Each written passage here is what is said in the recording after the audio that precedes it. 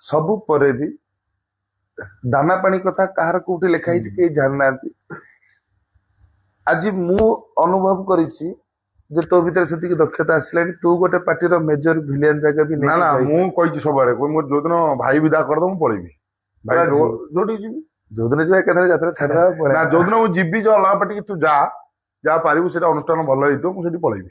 ଏବେ ବି ପାରିବୁ? ହଁ ନା ପାରିବୁନୁ ତୋ ପାଟେ କଣ ଆଜି ଆଉ କିଏ ନା ସେଇ କଥା ଚାଲିଛି ଖୁସିର ଗୋଟେ ବିନ୍ଦାସ ଆମ ଭଣ୍ଡିକିନା ଗୋଟେ ଭଲ ଲୋକ ବହୁତ କଥା କହିବେ କୁହନ୍ତୁ ଯାହା ବି ଗୋଟେ ହିରୋ ଦରକାର କାନ୍ଧଟା ମଜବୁତ ହବା ପାଇଁ କିଛି ଦିନ ସମୟ ଲାଗେ ଏବଂ ଏହା ଭିତରେ ସେ ତା କାନ୍ଧ ମଜବୁତ କରି ସାରିଛି। ଆଉ ସବୁବେଳେ ହିରୋ ଗୋଟେ ଭିଲିଆନ ଦରକାର।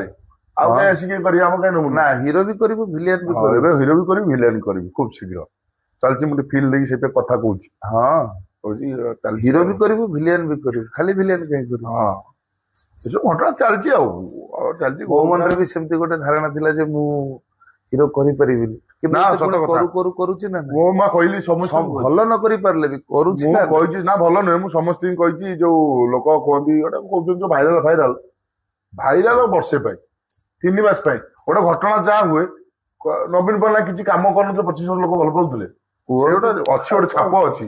ଆଉ ସେଇଭଳିଆ ଏଡା ନାଟକ ମୁଁ ନିଜେ ଫିଲ୍ କରିଛି, ମୁଁ ନିଜେ ଦେଖିଛି ପାଟ ମୁଁ ଆସି ଛପିକି ସେ ମା ଆସିନି ବାପା ଆସିନି ଗଳିକି ଦେଖୁଥିଲି। ମୁଁ ରିଏଲସେଲ ଏତେ ଟାଇମ ଦଉନଥିଲି ବୁଲାବୁଲି ଲାପଡା କରେ। ଫାଇନାଲ ଦିନ ମୁଁ ଦେଖିଛି ତାପରେ ସିନ୍ ଗୁଡା ସବୁ ପିଲା ରେକର୍ଡିଂ କରି ମତେ ପଠେଇଲେ।